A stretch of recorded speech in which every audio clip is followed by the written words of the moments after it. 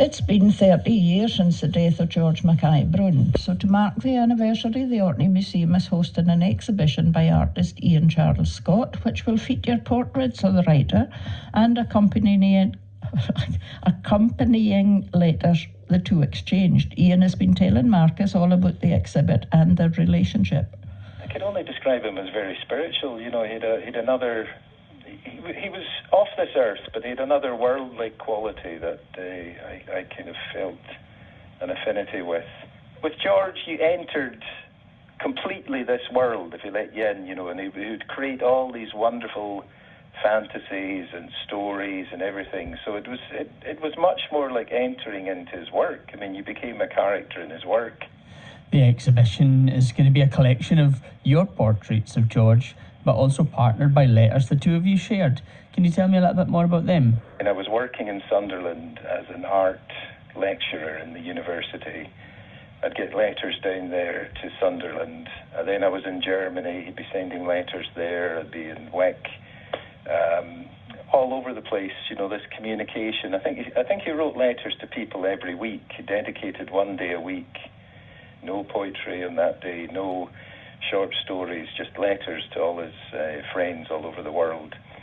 And so I kept all the letters. I mean, they were fantastic things, and they always boosted me up.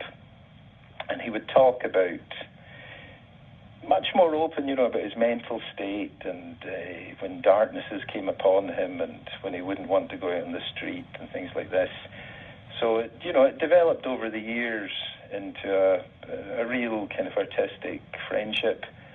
And when I was getting the thing together, I was thinking, you know, this is something that it just won't exist any longer, where someone's writing actual letters to a younger artist, and there's a communication between you, a kind of mentoring. We won't have that with emails. It's a very antiseptic way of communication, and it's overloaded, so there's no singular beauty about the communication. It's just an overloaded thing with all these emails, and they all look the same.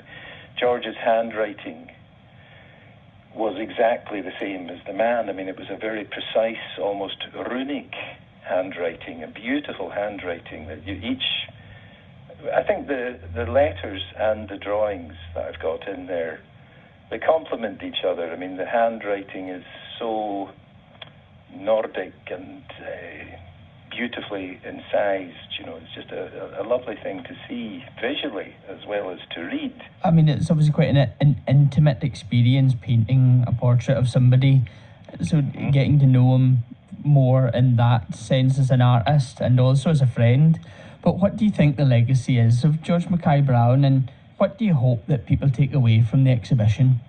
Well, I think George had almost become the environment. You know, he'd become Orkney. I mean, it's not, to me, when I think of Orkney, one of the first things that comes to my head is George, really. I mean, he seemed such a evocation of the place. I mean, I think George's legacy is eternal. I mean, I think there's never going to be anyone like him again. I mean, he's just, you know, he's part of the spiritual architecture of Orkney for eternity. Ian Charles Scott there, and that exhibition opens tomorrow at the Orkney Museum. Now, a last look at the weather before we leave you. The day will be generally cloudy and windy with frequent showers in the afternoon.